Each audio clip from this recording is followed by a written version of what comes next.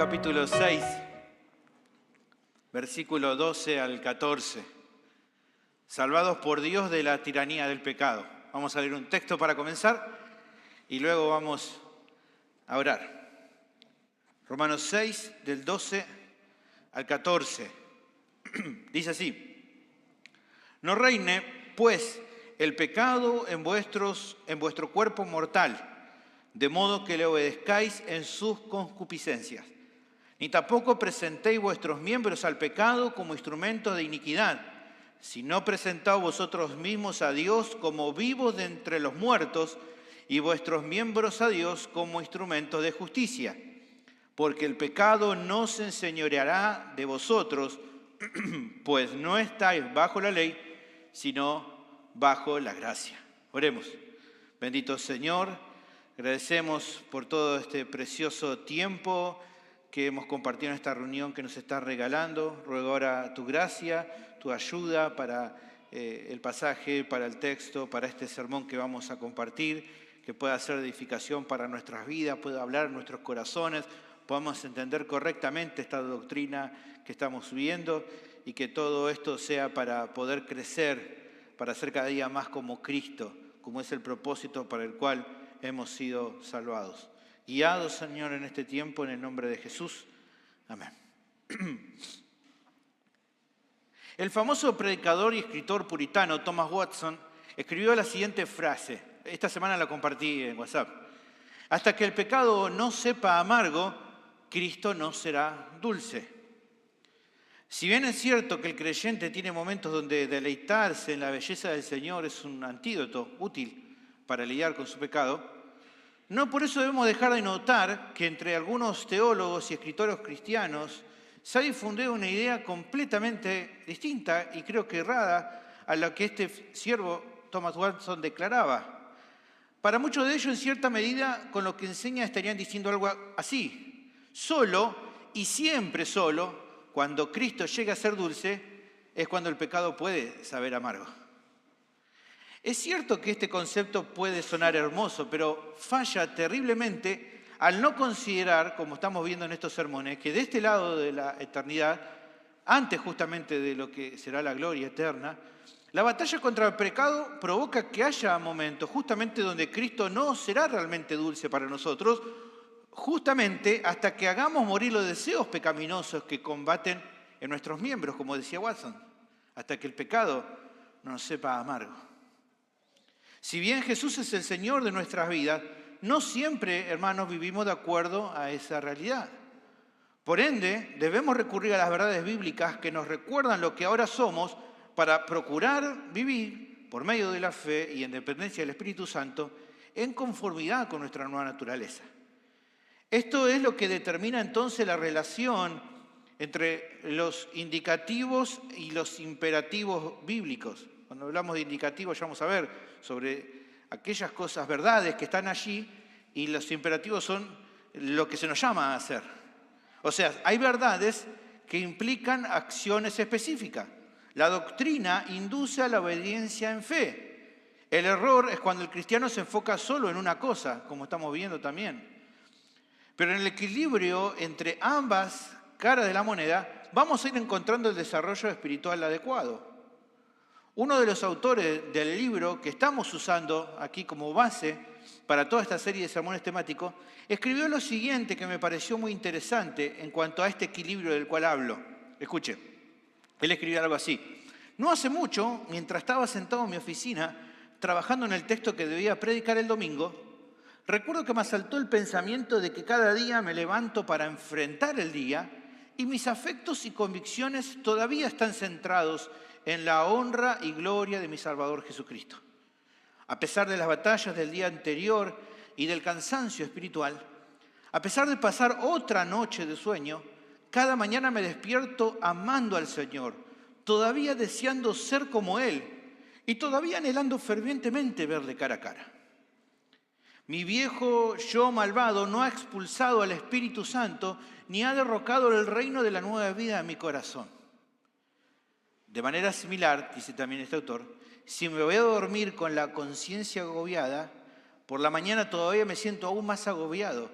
evitando que esté en una comunión sin obstáculos con mi Salvador. Esa es la maravilla de la gracia y el poder de Dios. Él no solo nos redime, sino que también sostiene nuestra fe. Continúa la obra que comenzó con nuestra conversión y promete hacernos estar irreprensibles delante de su gloria con gran gozo, como dice Judas 24. El ciclo continuo diario de la mañana y la tarde continúa demostrando que aunque, como dijo el apóstol Pablo, todavía no he llegado a la madurez completa, he sido justificado y colocado permanentemente en la familia de Dios. Por lo tanto, no me puedo perder. Esto es lo que este hermano comenta. Hermano, la Biblia es clara en demostrar que ser justificado es ser impecable y sin culpa. En la justificación, la actitud de Dios hacia el pecador es completamente revertida. Habiendo estado antes condenados, los redimidos ahora disfrutan de la plena vindicación de Dios. Pero, ¿cómo puede ser impecable un pecador ante un Dios santo? Bueno, sobre la base de nuestra propia naturaleza o las obras del hombre, esto es imposible. Cada pensamiento, palabra y acción de los seres humanos caídos no tiene valor ante los ojos de Dios. Hasta nuestra conversión éramos por naturaleza hijos de ira, como dice Efesios 2:3, muertos en pecados y encaminados hacia el día de la ira y de la revelación del juicio de Dios, como dice Romanos capítulo 2, versículo 5. La justificación ocurre cuando, por la gracia soberana de Dios, nos apartamos de la adoración propia y de la búsqueda del pecado, lo que comúnmente definimos como arrepentimiento, y confiamos nuestra vida y eternidad a la persona y obra de Jesucristo, lo que conocemos como fe salvadora. Habiéndonos arrepentido y creído, Dios nos declara justos ante sus ojos, no sobre la base de nuestras propias obras, sino sobre la base de la justicia perfecta y la muerte expiatoria de Cristo puesto a nuestra cuenta eterna. Y allí tiene usted unos versículos después para leer. Por lo tanto, al ser declarados justos por Dios, nuestro estado cambia de condenados a totalmente perdonados. Esta es la gloria de la justificación. Al explicar esta transacción divina, el pastor John MacArthur escribe: en su sentido teológico, la justificación es un término forense, puramente legal. Describe lo que Dios declara sobre el creyente. De hecho, la justificación no produce ningún cambio real en la naturaleza o el carácter del pecador. Esa es otra obra. La justificación es un edicto judicial divino. Solo cambia nuestro estatus, pero conlleva ramificaciones que garantizan que seguirán luego otros cambios. Es interesante lo que se plantea en esta declaración. Seguimos siendo pecadores, pero ya no somos culpables ante el tribunal de la justicia divina. Nuestra naturaleza caída y nuestros apetitos carnales todavía están presentes, pero ya no se nos reprochan. Dios nos trata como enteramente justos a sus ojos, libres del castigo del pecado. Así como el Padre transfirió nuestra culpa sobre su Hijo, así también se nos imputa a nosotros los culpables la justicia de Él para que seamos declarados inocentes. Usted sabe el famoso texto que nos ayuda a ver con claridad esta transacción, es 2 Corintios 5:21. Al que no conoció pecados, Cristo, por nosotros lo hizo pecado, el Padre, para que nosotros fuésemos hechos justicia de Dios en Él.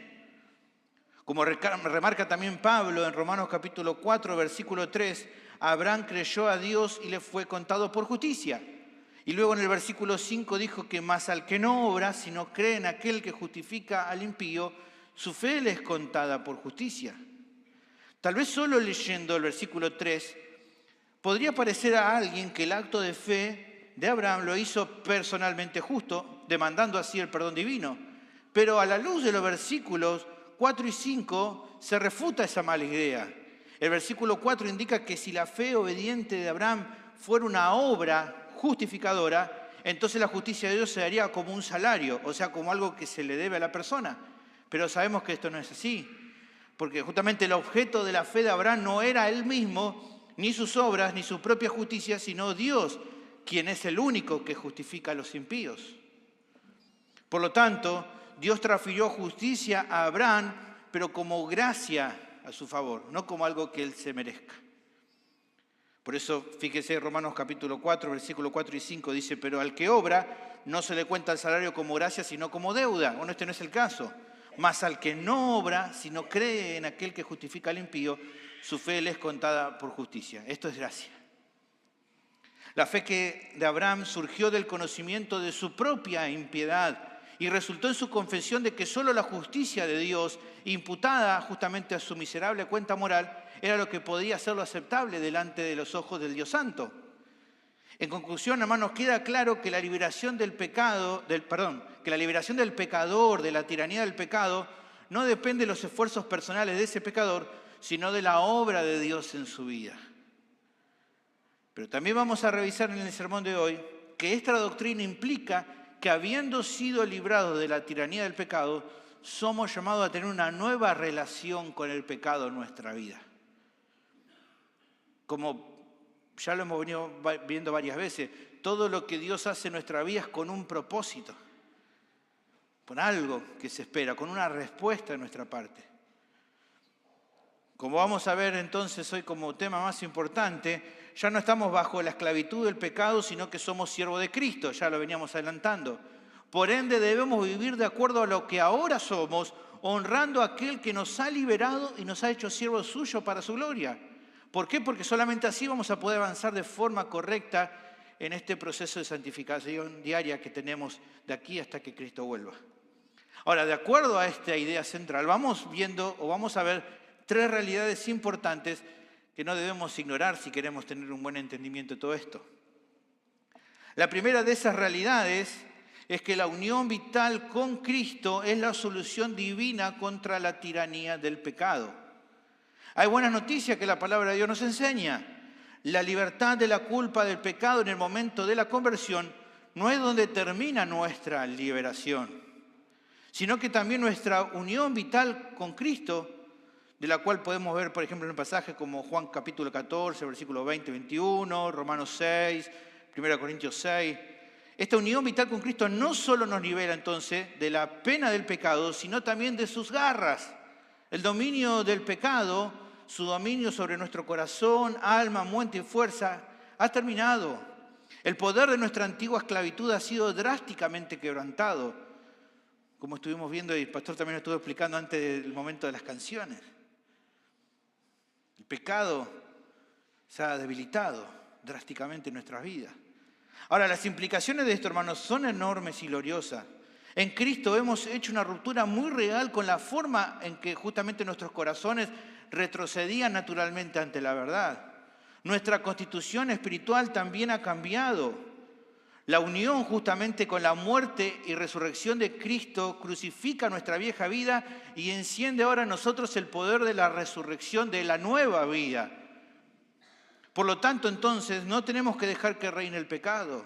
Ya no somos esclavos de la injusticia, encadenados al pecado y sirviendo a nuestras concupiscencias por obligación, como lo hacíamos antes. Romanos capítulo 6, versículos 16 al 19, expresa un poco de esto. Dice, ¿no saben que si os sometéis a alguien como esclavos para obedecerles, sois esclavos de aquel a quien obedecéis, sea del pecado para muerte o sea de la obediencia para justicia? Pero gracias a Dios que aunque erais esclavo del pecado, habéis obedecido de corazón aquella forma de doctrina a la cual fuiste entregados. Y dice Pablo, y libertados del pecado, viniste a ser siervos de la justicia. Hablo como humano por vuestra humana debilidad, que así como para iniquidad presentaste vuestros miembros para servir a la inmundicia y a la iniquidad, ¿qué dice ahora el cambio? Así ahora para santificación, presentad vuestros miembros para servir a la justicia. Aquí está la comparación de lo que éramos antes, de lo que somos ahora y lo que debemos entonces buscar a partir de lo que somos ahora.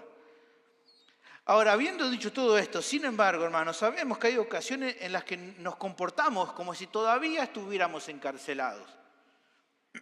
En lugar de creer la verdad bíblica, como vimos en los sermones pasados que se requiere hacer, y rendirnos al poder del Espíritu, regresamos a veces a esa antigua celda y nos encadenamos a veces a las viejas costumbres.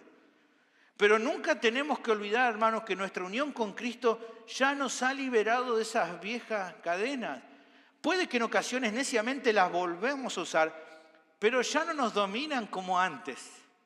Y debemos dar gloria a Dios por eso. Debido a nuestra unión con Cristo, además, estamos vivos para Dios. Pablo nos dice que nos consideramos muertos al pecado, pero vivos para Dios, en Romanos capítulo 6, versículo 11. Estar vivo justamente para Dios significa vivir en el poder de la resurrección de Cristo.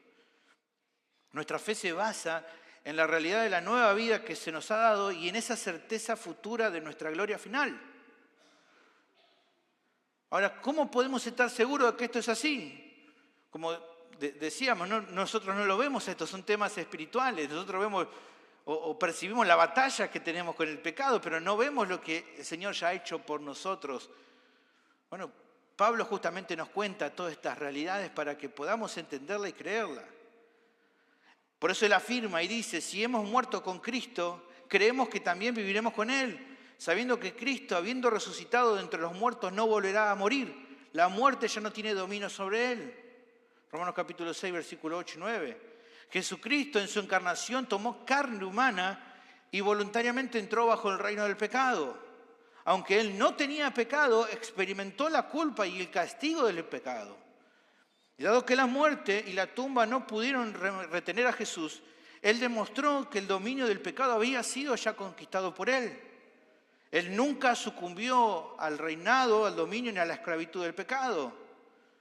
Asimismo, también sabemos que Él ya tampoco volverá a morir. Como dice aquí Romanos capítulo 6, versículo 9. Esa obra, dice el autor de Hebreos, fue hecha una vez y para siempre. Una sola vez murió y para siempre.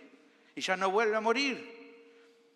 Por lo tanto, el pecado, la muerte y el padre de ambos, el diablo, han quedado impotentes mediante la resurrección del Señor. Dice Hebreos capítulo 2, versículo 14. Así que por cuanto los hijos participaron de carne y sangre, Él también participó de lo mismo para destruir por medio de la muerte al que tenía el imperio de la muerte, esto es, al diablo. Hermanos, gloriosa y bendita es la obra consumada que Cristo ha hecho a favor de todos los que están en Él, de todos los que están unidos a Cristo. Todo lo que tiene que ver con Él tiene que ver con nosotros. Ya es algo que Él ha hecho por nosotros. Fíjese entonces luego Pablo al determinar todo esto, entonces, en Romanos capítulo 8, versículo 1 al 3, me gusta como lo dice Biblia de las Américas, dice, por consiguiente, a partir de todo esto que he dicho, no hay ahora condenación para los que están en Cristo Jesús, los que no andan conforme a la carne, sino conforme al Espíritu. Porque la ley del Espíritu de vida en Cristo Jesús te ha libertado de la ley del pecado y de la muerte. Pues lo que la ley no pudo hacer, ya que era débil por causa de la carne, Dios lo hizo, enviando a su propio Hijo en semejanza de carne y de pecado, y como ofrenda por el pecado, condenó al pecado en la carne. La primera realidad que vemos hoy, hermanos, es que por medio de la unión con Cristo hemos sido librados para siempre de la tiranía contra el pecado. Nos tiene que quedar bien claro esta primera realidad para poder ir avanzando en esta nueva relación que tenemos con el pecado. Ya no es más nuestro Señor, no es más nuestro amo, ese amo tirano que nos tenía esclavizado antes de conocer a Cristo. Y si bien la batalla en este tiempo es real y dolorosa, la buena noticia, hermano, es que la victoria final está asegurada justamente por medio de aquel que nos amó. Como dice Romanos capítulo 8, versículo 37 al 39. Al ir terminando este glorioso capítulo 8 de Romanos, Pablo asegura y dice, antes en todas estas cosas somos más que vencedores por medio de aquel que nos amó. Por lo cual estoy seguro de que ni la muerte, ni la vida, ni ángeles, ni principados, ni potestades, ni lo presente, ni lo porvenir, ni lo alto, ni lo profundo, ni ninguna otra cosa creada nos podrá separar del amor de Dios, que es en Cristo Jesús, Señor nuestro. Precioso todo lo que la unión con Cristo ha hecho por nosotros. La segunda realidad que tenemos que estudiar y que vamos a ver es que ya no hay lugar para el pecado, aunque sigamos batallando con él. Aunque estas verdades que la Biblia nos presenta son seguras y objetivas, Hermanos, si somos honestos acerca de nuestra vida cristiana, tenemos que admitir que la batalla con los apetitos carnales no redimidos que están en nosotros puede todavía causar dudas sobre nuestra posición con el Señor. Muchos tal vez se preguntan, si soy una nueva criatura en Cristo, ¿por qué caigo de nuevo en pecado con los que no quisiera ya tener nada que ver? Otros preguntan, si poseo el poder del Espíritu de Dios, ¿no debería esperar un crecimiento más acelerado en mi santificación? Otros se preguntan, si todavía lucho tanto contra el pecado en mi vida, ¿cómo puedo estar seguro de que me he convertido verdaderamente? Otros preguntan, si le fallo al Señor con tanta frecuencia, ¿será que su amor por mí va a disminuir en algún momento? ¿Será que un día el Señor va a decir, bueno, ya está, basta de vos? Hermano, sé qué pensamientos así han dado vuelta en tu corazón en más de una ocasión. Algunos se ríen porque saben que dicen, si esto me pasó, ¿cómo sabe el pastor? No, estos no se sientan raros. Déjame decirte que si preguntas cómo estas están dando vuelta en tu cabeza, no sos un cristiano normal, no sos alguien especial. Todos los creyentes luchan con dudas así de vez en cuando. En Cristo somos verdaderamente libres de la tiranía del pecado, claro que sí, pero los apetitos no redimidos de nuestra antigua vida aún despiertan cada mañana con una declaración de guerra contra el Espíritu Santo que habita en nosotros. Están ahí. La pena del pecado y su esclavitud han sido quebrantados, pero las campanas del viejo yo todavía no han dejado de resonar. Están ahí. Está tu carne ahí todavía. Esos deseos todavía carnales, pecaminosos, que te quieren llevar nuevamente al pecado. Hermanos, cuando las temporadas de pecado y debilidad nos dejan exhaustos, derrotados y desesperados, también hemos aprendido que debemos llevar nuestro corazón quebrantado a Cristo inmediatamente. ¿Te ha pasado así? Señor, ayúdame. Señor, perdóname. Señor, no puedo más.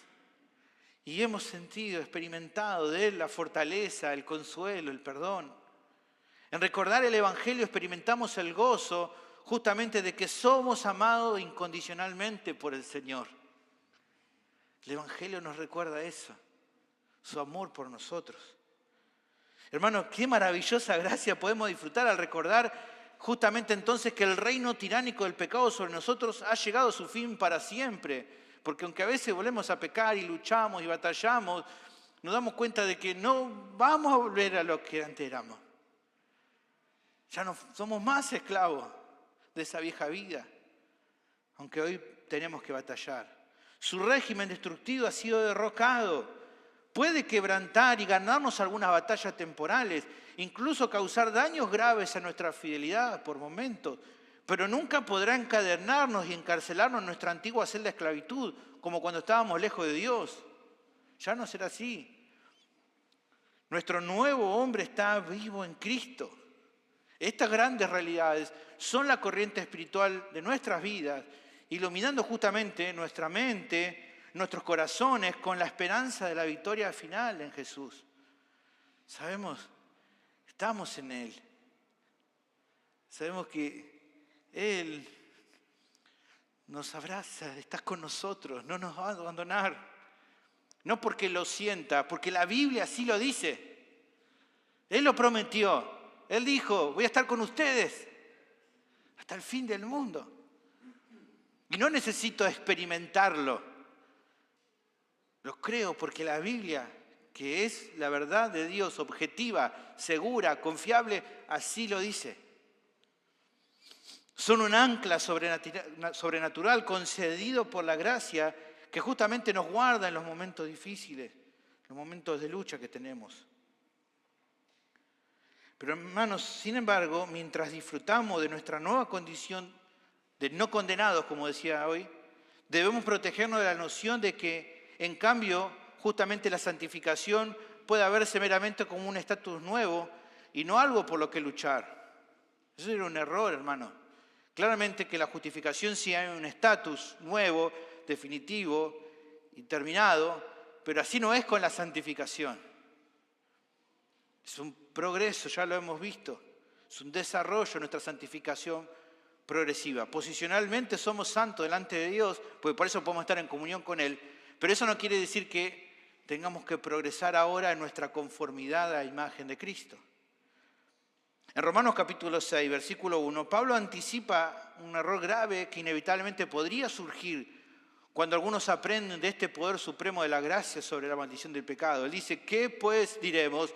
¿Debemos continuar en pecado para que la gracia aumente? Bueno, usted ve la respuesta de Pablo en Romanos 6.1, de ninguna manera. La forma más enfática de decir nada que ver, absolutamente nada que ver. A ver, la pregunta va por acá. Si un verdadero cristiano ha experimentado la gracia abundante de Dios, ¿debería vivir ahora voluntariamente en un estado de vida de pecado para que entonces la gracia de Dios se siga derramando en él? Por supuesto que no. Bueno, el apóstol durante algunas partes de esta epístola, y en particular este pasaje, ya lo hemos visto aquellos que han escuchado los sermones sobre Romanos, usa el método de diatriba, se llama, una discusión con un enemigo imaginario, para refutar cualquier acusación errada que se le pudiera achacar a su doctrina, lo que muchas personas achacaban en su contra.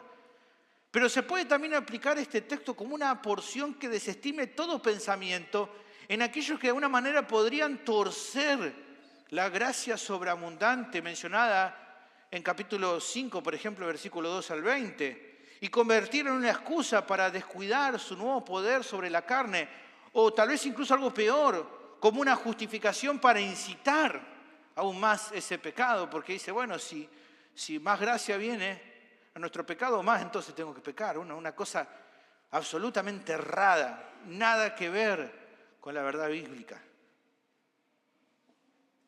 De hecho, hermano, esto acontece en muchas ocasiones, a veces cuando se reflexiona erróneamente acerca de la gracia. Algunos, por ejemplo, son derrotados por el pecado a través de una mala disciplina y patrones de debilidad, de modo que se desanima y simplemente ceden a la tentación con más frecuencia. Y lamentablemente, para minimizar su culpa, empiezan como a restar importancia a la gravedad del pecado, despotricando contra las reglas y convirtiendo la gracia en libertad para hacer entonces lo que quieran. Algunos dicen, bueno, Dios es misericordioso, Él me va a perdonar. Dios conoce mi debilidad y Él acepta mi manera de vivir, porque, bueno, Él es tan misericordioso que va a bancar el desastre que soy. No, nada que ver. Algunos tienen algunas ideas erradas, pero gravísimas, en considerar, bueno, que a Dios no le importa tanto, si es un Dios de amor, es misericordioso. Él sabe que soy un desastre. Sí, Él sabe que eso es un desastre, pero Él no quiere que sea así, de ninguna manera. Luego hay otros que simplemente concluyen que estar bajo la gracia significa que no tienen exigencias morales vinculantes sobre su conducta, que no pasa nada.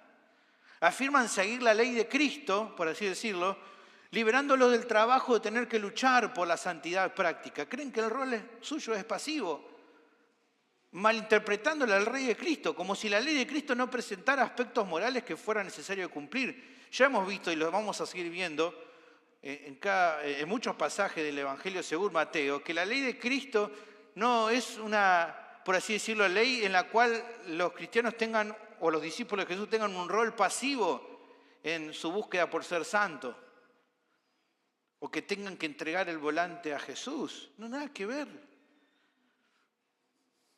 Nada que ver. Este es el error mortal de lo que se conoce, que es una palabra mega técnica, pero es así, se le llama antinomianismo. Quiere decir, cuando habla de antinomianismo es como la idea de sin ley, como que no hay mandamiento, no hay una importancia de cumplir con mandamientos. Ha habido casos extremos en la historia de personas que se desviaron en esta clase de error, al punto casi de dar la vuelta por completo a la gracia de Dios, convirtiendo la misericordia de Dios justamente en la fuente central para seguir una vida de pecado normal. Es como que la gracia los hubiera incitado a querer, bueno, por la gracia que tengo que pecar. Una cosa extrañísima, tremendamente antibíblica, pero que en muchos años se enseñaba en algunos lugares. Y es normal, hermanos, que nos preguntamos, ¿cómo pudo haber personas que, identificándose como cristianos o creyentes, pudieran llevar la gracia a tal extremo, cuando nada que ver? Bueno, haciendo el examen, incluso de algunas corrientes doctrinales actuales, podemos incluso encontrar algo de antinomianismo práctico, que excusa el pecado de una persona. Me ha pasado a veces charlar con personas que vienen de otras congregaciones donde se les enseñaba que, bueno, si hacías repetir alguna oración, ya está. Listo. Ya con eso bastaba. He charlado, no me ha pasado de ir a una congregación así, pero me comentaban. ¿Y qué pasaba si la persona se iba después del mundo? No, no pasaba nada, ya está. ¿Cómo ya está? Sí, ya está, porque había repetido la oración del pecador y con eso era como algo que ya lo libraba de todo. Por eso decían, y le ponían énfasis, tenés que hacerle repetir la oración del pecador. Cosa gravísima. Hay antinomianismo y puede decir, bueno, no importa lo que haga después, la gracia de Dios cubrirá todo eso. Bueno, eso es antinomianismo, medio disfrazado y camuflado, pero es antinomianismo. Como es también antinomianismo decirle a la persona, bueno, en la semana anduviste bien, pasá ahora al altar y vamos a orar por vos y bueno, y ya. Y bueno, la otra semana vení de vuelta y pasá al altar y la otra semana vení de vuelta y durante la semana, y bueno, un desastre, bueno, pero pasá al altar. No se soluciona tampoco así. La gracia se convierte en libertinaje cuando los creyentes justamente racionalizan ideologías y estilos de vidas carnales en nombre de la libertad. Uno dice, bueno, vamos a rebajar un poco para que la gente se sienta más atraída a la iglesia. Vamos a hacer cosas así como para que la gente diga, mirá qué divertido, ¿qué es esto? Estamos alcanzando la cultura para Cristo, es una frase muy utilizada. Sin embargo, hermanos, las actitudes, palabras y conducta de todos estos movimientos apelan a la carne, más que al llamado bíblico a separarse del mundo.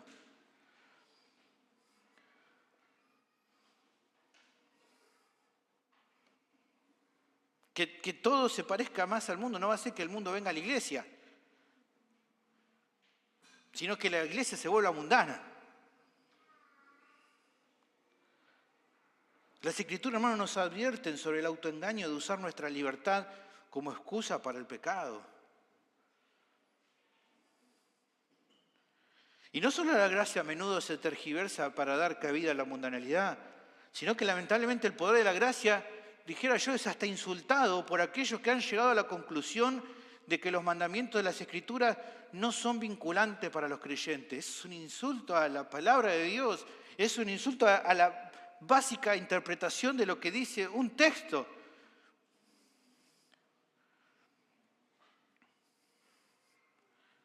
Algo tan simple como algo que dice que hay que hacerse y de alguna manera gente que dice, no, pero dice que hay que hacerse, pero no es tan así. Yo a veces me pongo a pensar, esa gente, ¿cómo pueden llegar a esta conclusión? Seguro que de chico no sé cómo habrán vivido, porque yo cuando mi vieja me decía, andá para allá, y yo decía, no, pero no me está mandando para allá. En realidad me está diciendo otra cosa y no iba a terminar muy bien. Cuando te daban una orden, era una orden.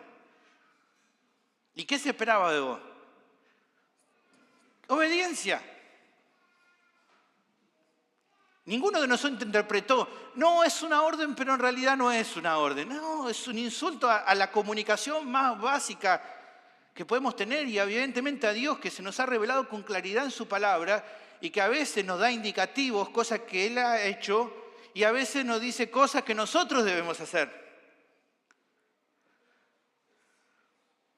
Todos estos, hermanos, son el resultado de hacer oscilar, como decimos varias veces, el péndulo teológico más allá, hermanos, de la barrera de la Escritura. Es cierto que mantener un equilibrio bíblico no es tan sencillo, pero si estamos en Cristo y verdaderamente hemos muerto al dominio del pecado sobre nosotros, entonces no podemos ignorar las implicaciones de esta verdad. Pablo declara absurda la idea de que alguien que ha muerto al pecado pueda todavía vivir en él, porque una nueva vida ha llegado en el poder de Dios. Por eso en Romanos capítulo 6, versículo 4 dice, porque somos sepultados juntamente con Él para muerte por el bautismo, a fin de que como Cristo resucitó de los muertos para la gloria del Padre, así también nosotros andemos en novedad de vida. La gracia, hermanos, nos ha salvado para vivir una nueva calidad de existencia. Somos nuevas criaturas, como dice 2 Corintios 5:17, y nos hemos revestido del nuevo hombre, como asegura Efesios 4:24. Nuestro fruto es inevitable, aunque a veces sea difícil verlo de forma consistente. Un famoso teólogo escribió una vez lo siguiente, escuche, las uvas en la vid no son simplemente una señal viviente de que el árbol está vivo, son el producto para el cual existe la vid. Así también es algo que no se debe pensar en que el pecador acepte la justificación y viva luego para sí mismo. Sería ilógico pensar así. Si hemos sido salvados por Dios para ser santos, y hizo todo Dios lo que tenía que hacer para que podamos vivir de esa manera, ¿qué se esperaría de nosotros? Sino que viviéramos de acuerdo a lo que ahora somos. Sería irracional que alguien piense que Dios me salvó para seguir viviendo como yo quiero. Pero tristemente algunos cristianos se dan la idea que así es y están equivocados y tenemos que pensar adecuadamente. En conclusión, hermano, entonces la segunda realidad que notamos al reconocer que hemos sido salvados por Dios de la tiranía del pecado es que justamente el fruto esperable es que ya no le sirvamos como cuando estábamos bajo su esclavitud. Finalmente, la tercera realidad, la última que veremos hoy, es la siguiente. No obedezcamos al pecado como si todavía fuera soberano sobre nuestras vidas. En Romanos capítulo 6, versículos 2 y 13, Pablo declara el corazón de sus instrucciones. Fíjese ahí el texto. Por tanto, no reine el pecado en vuestro cuerpo mortal, de modo que obedezcan sus concupiscencias. Ni presentéis los miembros de vuestro cuerpo al pecado como instrumento de justicia, sino presentaos a Dios como vivos de entre los muertos y vuestros miembros como instrumento de justicia a Dios. Porque sabemos que Dios nos ha dado vida en Cristo, debemos vivir a la luz de esa verdad. Y estos textos de la epístola son buenos ejemplos que nos ilustran, como decía yo, la importancia y la conexión adecuada de los indicativos por un lado, o sea, lo que Dios ha hecho por nosotros, y de los imperativos, o sea, nuestra respuesta a eso. Es como que se nos estuviera enseñando, por un lado, aquí tienen la realidad que nos ha sido dada por la gracia de Dios, lo que sería el indicativo. Bueno, ahora vayan y vivan el resto de su vida en el poder de esa realidad hasta que Jesús regrese y los haga completamente perfectos, que sería el imperativo. O dicho de una manera más sencilla, conviértanse cada día en lo que ya son en realidad.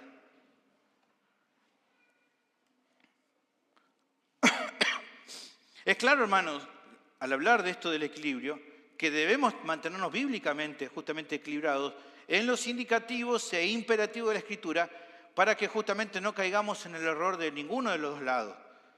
Si enfatizamos solo los indicativos, que ya estamos completos en Cristo, entonces comenzaremos a descuidar el hecho de que nuestra vida se desarrolla a través de nuestra lucha activa contra el pecado diariamente. Pablo fue claro cuando advirtió que nuestro rol no es pasivo en la santificación al afirmar, ocupaos en vuestra salvación con temor y temblor. Por otro lado, si enfatizamos solo los imperativos, el hecho de que debemos luchar por la santidad, alejarnos del pecado y obedecer al Señor en todo, entonces caeremos en una especie de legalismo o moralismo convencido de que la santidad se puede obtener simplemente en base a la fuerza de nuestra voluntad o una determinación espiritual que hagamos. Pablo nos aleja de esa suposición también al escribir a continuación en ese pasaje de Filipenses 2, luego decir, ocupados en vuestra salvación con temor y temblor, porque Dios es el que produce en vosotros así el querer como el hacer por su buena voluntad. Aquí tenemos claramente el equilibrio de lo que Dios hace y de lo que nosotros debemos ofrecer como respuesta a eso. Así que queda claro, hermano, que la conquista del pecado no va a suceder, por un lado, sin el poder del Espíritu obrando en nosotros, por un lado, para permitirnos ver el pecado correctamente, asumir la verdad bíblica como nuestra carta de contraofensiva, la obra del Espíritu Santo para desarrollar el discernimiento y así evitar el engaño, la obra del Espíritu Santo para cultivar la resistencia, para producir gratitud y paz que sobrepasa todo entendimiento y provocar entonces victoria y madurez. Todo eso será imposible sin la obra diaria del Espíritu Santo en nuestra vida. Al mismo tiempo, la conquista del pecado no sucederá sin nuestros esfuerzos por huir del pecado. El Espíritu Santo está obrando en mi vida, pero el que tengo que huir del pecado, ¿quién soy? Yo, usted. Sí, usted también. No, el hermano que está al lado suyo. Usted también tiene que huir del pecado. No estoy esperando que el Espíritu Santo No, el Espíritu Santo no lo va a empujar. Usted tiene que huir de la fornicación. Usted tiene que huir de lo que a Dios no le agrada.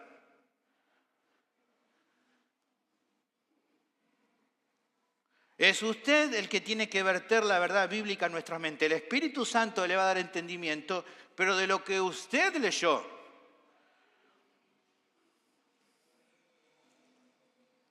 Es usted quien tiene que pensar con seriedad sobre la vida, la moralidad y la eternidad. Es usted quien tiene que seguir adelante con fe.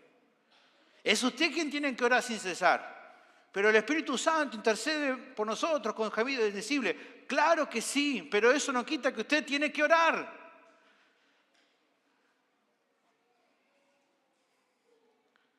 Es usted quien debe expresar gratitud en todo. Es usted quien debe desear la gloria de Dios a través de la victoria espiritual y la madurez.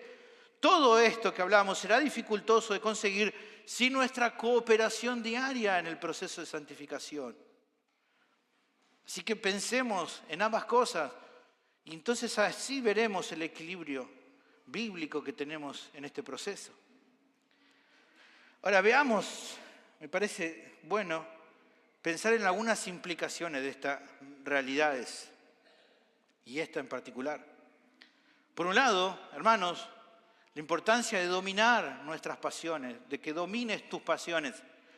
Naturalmente, hermanos, en toda esta lucha contra el pecado, quisiéramos que las cosas sean fáciles, que sean cómodas, que sean sin problemas, que incluso si pudiéramos se completen este domingo.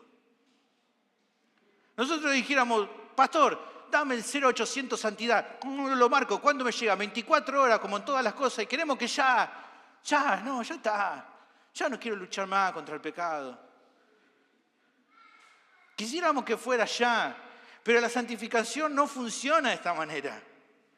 Dios no ofrece una fórmula secreta ni ideas previamente ocultas que de alguna manera van a hacer que la santificación sea más sencilla. Y yo sé que estamos tentados a pensar, pero pastor, yo quiero ser santo ahora mismo para poder agradar al Señor en todo. No es que porque, no quiero pelear más, es que yo quiero agradar al Señor. Bueno, qué lindo eso. El tema es que si crees que Dios obtiene más gloria al hacer que tu santificación sea rápida y fácil, no es porque Dios no quiere, es porque no entendés todavía cómo funciona la santificación. Es cierto, hermanos, que Dios podría en este mismo instante perfeccionarnos a todos y que ya no pecáramos nunca más. Ya dijéramos, Señor, llévanos con vos, y si el Señor quisiera nos llevaría a todo y ya está, pero no funciona así. Sabemos que en el tiempo perfecto de Dios eso va a suceder cuando todo se haya cumplido y finalmente el pecado haya terminado en nuestra vida, cuando Él vuelva. Pero por ahora hay un plan que ha determinado para cada cristiano verdadero. Él nos salva y nos da este tiempo actual para servirlo con fe en el rol o la función para el cual nos ha llamado.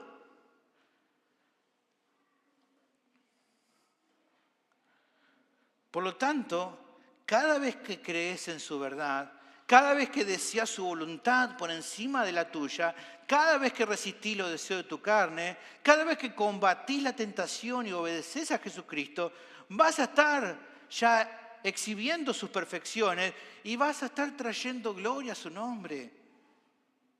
Pues si quisiera ya que se borre todo mi pecado para poder glorificarle a Él. Cada vez que le obedeces, le estás glorificando. Cada vez que le decís no al pecado, lo estás glorificando. Claro que va a haber un día cuando le daremos para siempre toda la gloria, pero hoy ya podés darle la gloria. Una gloria que se dará a conocer por toda la eternidad lo que en este tiempo hagamos.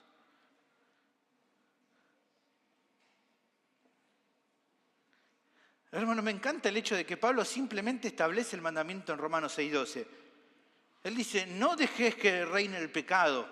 O literalmente está diciendo ahí, si usted lo lee, dejen de dejar que reine el pecado. Este imperativo no es imposible. Por eso Pablo puede ser tan directo. Si nos diera una orden que no tuviéramos poder para ejecutar, sería como decir a una persona que se está ahogando que simplemente, vaya y nade hasta la orilla. Eso no se puede. Pero sobre la base del indicativo, porque el pecado no se enseñará de vosotros, es que entonces da el imperativo, no dejen que el pecado reine. Ahora, el resto del versículo 12 es también crítico. Dice, no reine el pecado en su cuerpo mortal, de modo que obedezcan a sus concupiscencias. Ya lo hemos visto otra vez, pero el público se renueva. ¿A qué se refiere Pablo cuando habla de concupiscencia? La palabra para concupiscencia, epitumía, significa o habla aquí de pasiones o anhelos.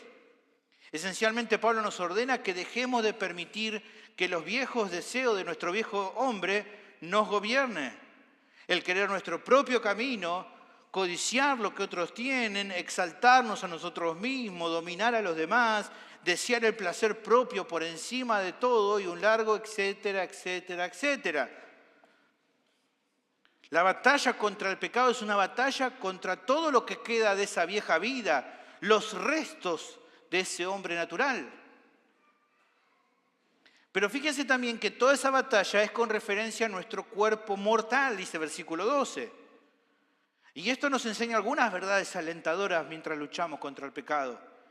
Primero sabemos que esta batalla contra el pecado no va a continuar para siempre. En 1 Juan 2:17 dice, el mundo va pasando y también sus deseos. Epitumía. Además, esta vida no es donde termina nuestra salvación. Estamos esperando ansiosamente el regreso de nuestro Salvador, cuando justamente seremos ya como Él, como Juan, en 1 Juan 3:2 adelanta, y dice, seremos como Él es. Y cuando esta lucha con el viejo cuerpo de pecado termine, recibiremos entonces nuestro nuevo cuerpo diseñado para la gloria. Un cuerpo perfectamente amoldado para la eternidad, sin relación ya con el pecado. Eso nos da esperanza, hermanos. Domina entonces, o debemos dominar nuestras pasiones. Muy interesante lo siguiente, dominar también nuestra utilidad. ¿Qué es esto? Escúcheme, me parece muy interesante. El mandato anterior, dijimos, es un llamado a dejar de obedecer las pasiones y deseos pecaminosos cuando nos tienten. Pero Pablo va más allá con los imperativos de Romanos 6:13. Dice, y no presentéis los miembros de vuestro cuerpo al pecado como instrumento de injusticia, sino presentaos a Dios como vivos de entre los muertos y vuestros miembros como instrumentos de justicia a Dios. El término aquí para los miembros, la palabra melos, de tu cuerpo, no se refiere a brazos y piernas per se, sino básicamente a la forma en que la persona vive su vida. Es evidente que tales características, como uno vive en su vida, involucran nuestro cuerpo, pero se extiende a todo lo que tiene que ver con nuestra vida. También incluye pensamientos, ideas, capacidades, habilidades naturales y un largo etcétera.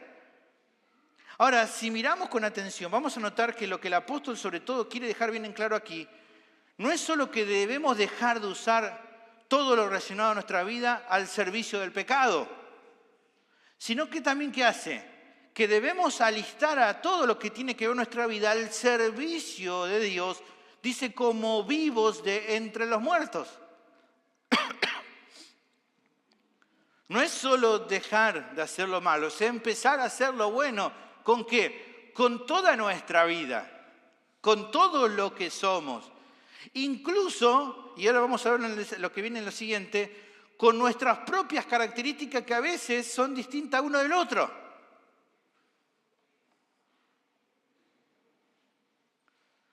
El texto no es tan específico en términos de aplicación, pero sin duda incluye cómo usamos incluso nuestras habilidades naturales y otras que hemos ido desarrollando. Cuando hablo de habilidades naturales, estoy incluyendo nuestra perspicacia mental, nuestras fortalezas físicas, nuestra composición emocional, lo que llamaríamos el cableado de nuestra personalidad, ¿no? Y demás cosas.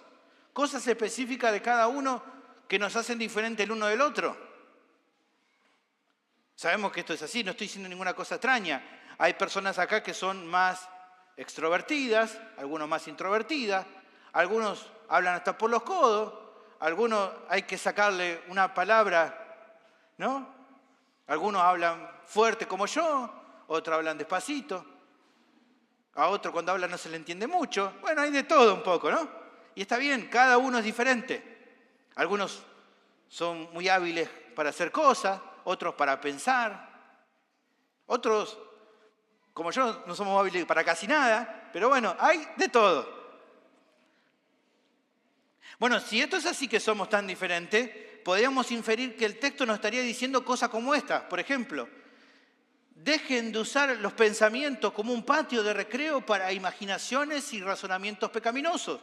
Más bien presente su pensamiento a Dios como un instrumento que Él pueda usar. Esto, por ejemplo, Pablo en Romanos 12:2 lo deja claro. No os conforméis a este siglo, sino transformaos por medio de la renovación de vuestro entendimiento para que comprobéis cuál sea la buena voluntad de Dios, agradable y perfecta.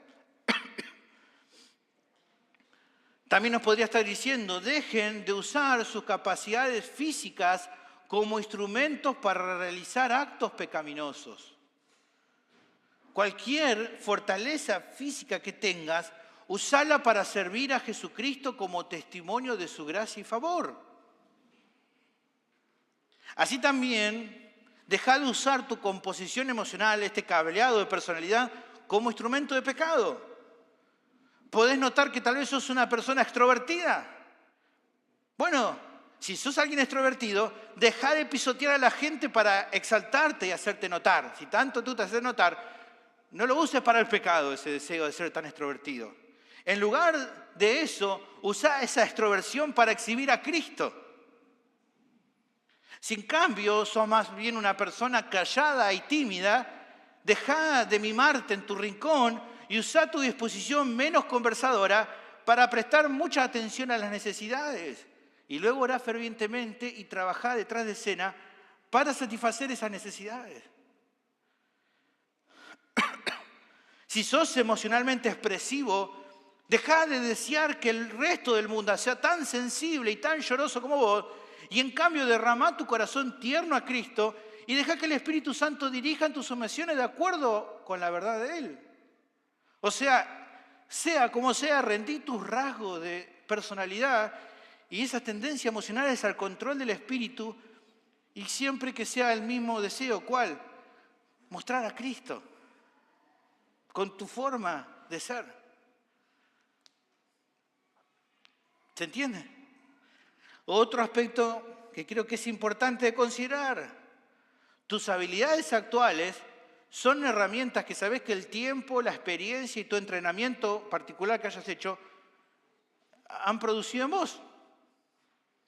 Bueno, deja de utilizar tu educación, tu experiencia y logros para tu propio interés, sino usarlos para exaltar a Cristo.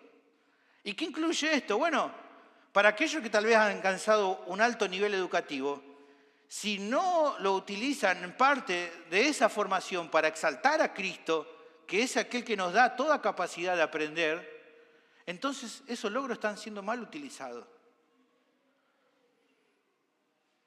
Por otros, tal vez otros que son altamente habilidosos, si no estás usando sus habilidades perfeccionadas para exaltar a Cristo también, como el dador de toda capacidad de desarrollo de las habilidades del hombre, entonces también tu habilidad está siendo mal utilizada. Incluso también si hay alguien acá que tal vez haya sido reconocido o admirado por algún logro en particular. A ver, si tus supuestos o tus trofeos, tus medallas, tus diplomas, tu licenciatura, tus posgrados o demás títulos no se utilizan para exaltar a Cristo, aquel que por gracia le da a los hombres para que puedan alcanzar algo en su vida, también los estás utilizando mal. Porque todo lo que somos es para glorificarlo a Él, sea lo que sea que seamos, sea lo que sea que hemos sido entrenados o capacitados durante la vida, todo lo que tenemos lo ofrecemos como una ofrenda a Él, de oración. Entonces no podemos pensar en una vida aparte de Cristo o cosas en nuestra vida aparte de Cristo. El mismo Pablo lo dejó en claro en varias ocasiones. Él dijo, soy lo que soy por gracia de Dios. He trabajado más que cualquier otro apóstol, pero no yo, sino la gracia de Dios conmigo. En 1 Corintios 15:10. Y en Filipenses 3:7 no deja de aclarar que cuantas cosas para mí eran ganancias, las he estimado como pérdida por amor de Cristo. Pablo no estaba exhibiendo una falsa humildad. Él sabía, era consciente de sus capacidades personales, de todo lo que había obtenido, pero no desperdiciaba todo eso, disponiendo todo lo que era, todas sus capacidades, habilidades, conocimientos, logros y todo para la búsqueda, no de una meta propia, sino que la rindió a aquel que lo había llamado a su camino, habiéndolo librado de la tiranía del pecado en la que estaba cuando se encontraba lejos de Dios. Porque si bien podemos tener diferentes características, podríamos haber alcanzado diferentes cuestiones en la vida que nos haga más relevante, hay algo que nos define a todos por igual en este lugar. Éramos todos miserables pecadores. Delante de la santidad de Dios, ninguno de nosotros valía nada. Y cuando recordamos eso, lo que hayamos logrado en la vida no importa. Porque todo lo que tenemos se lo ofrecemos en adoración a Él. Sea lo que sea que tengamos. Pablo entendía eso. Por eso, habiendo sido librado de sus cadenas, es que entonces ahora animaba a otros hermanos en lo mismo que él procuraba hacer. Presentaos a Dios como vivos de entre los muertos y vuestros miembros como instrumentos de justicia a Dios. Romanos capítulo 6, versículo 13. Por eso, en definitiva, en todo lo que es nuestra vida, él en 1 Corintios 31 dice, así que ya sea que coman o que beban o que hagan cualquier otra cosa, háganlo todo para la gloria de Dios. Tengamos muy en cuenta esto, por favor. Pero quizás haya alguno aquí que se vea a sí mismo y haya escuchado sobre personas con grandes habilidades, con grandes capacidades, con grandes estudios, con grandes logros en la vida. Y tal vez uno diga, pero pastor, yo no soy nada de todo eso que mencionó. Yo no tengo ni una gran educación, no dispongo de grandes habilidades y mucho menos de logros personales. Bueno, déjame decirte que eso puede ser cierto. Tal vez el término don nadie sea algo que te represente. Pero ¿sabes una cosa? La Biblia está llena de ejemplos de personas comunes y corrientes, lo que llamamos don nadie, que también fueron usados por Dios. Que Él usó. Todos recordamos que Jesús multiplicó panes y peces que sirvieron para dar de comer a miles. Pero fue un muchacho del que nada más se supo en el relato bíblico, el que le ofreció esos 5 panes y 2 peces que Él usó.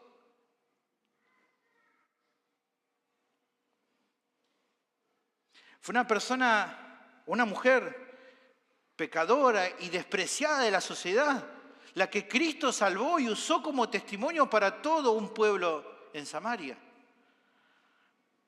Como leemos en Juan 39, 42.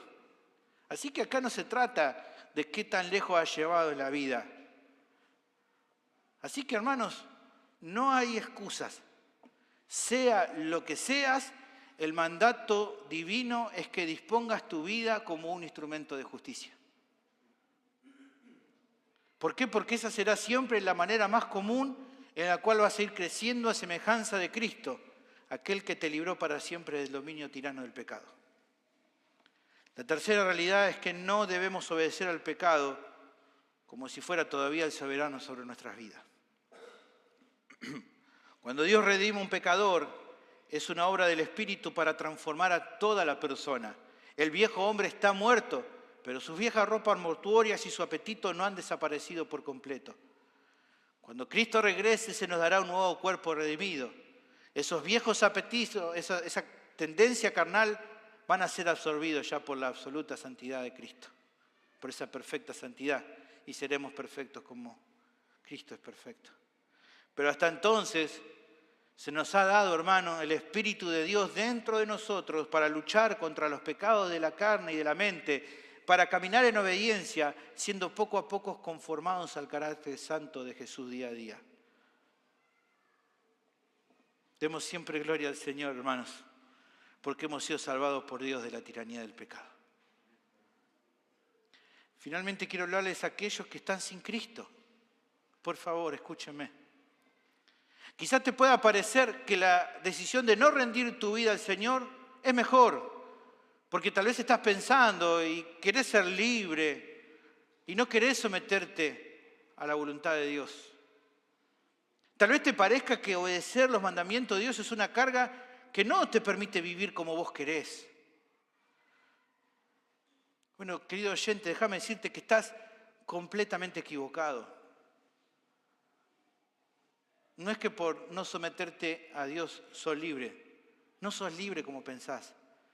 Jesús reveló la verdad. Si estás lejos de Dios, no sos libre, sos esclavo. El pecado es tu dueño. El pecado te tiene aprisionado. Estás atado a su voluntad. Y lo más terrible de todo es que no solo el pecado te esclaviza, te está llevando a la mayor condenación de todas, que es una eternidad en el lago de fuego y azufre. Ahí van a ir todos los que rechazan el Evangelio. Pero ¿sabes una cosa, querido oyente? Si te vas de este mundo sin Cristo, habrá espacio para vos también. Eso es lo que la Biblia asegura. Apocalipsis capítulo 20, versículo 15 dice: y el que no se halló inscrito en el libro de la vida fue lanzado al lago de fuego. Pero todavía hay esperanza para tu vida. El Evangelio nos da buenas noticias. Hace 2000 años atrás Jesús, el Hijo de Dios, vino al mundo. Nació de una virgen, vivió una vida sin pecado. Entregó su vida en la cruz como un sacrificio sustitutivo por los pecados de nosotros. Pero la historia no terminó ahí. Al tercer día resucitó con poder. Luego ascendió a los cielos. Hoy está sentado a la diestra del Padre. Y muy pronto regresará para salvar a su pueblo que le espera y para juzgar a vivos y muertos. Y en esta tarde te llama, querido oyente. A vos que todavía sos esclavo de la tiranía del pecado. A vos que sos merecedor de la ira de Dios. Él te llama porque Él puede salvarte. Él te puede otorgar el perdón y la vida eterna. ¿Cómo es posible eso? Bueno, la Biblia afirma que tenés que creer en Él. Poner toda tu confianza en que su sacrificio en la cruz alcanza, basta y sobra para perdonar todos tus pecados. Tenés que dejar de confiar en vos mismo, arrepentirte de toda tu maldad y venir hoy mismo a Cristo. Esta tarde tu vida puede cambiar para siempre. Mi pregunta final es: ¿qué vas a hacer? Vení hoy a Jesús, por favor. No lo pospongas más. Oremos.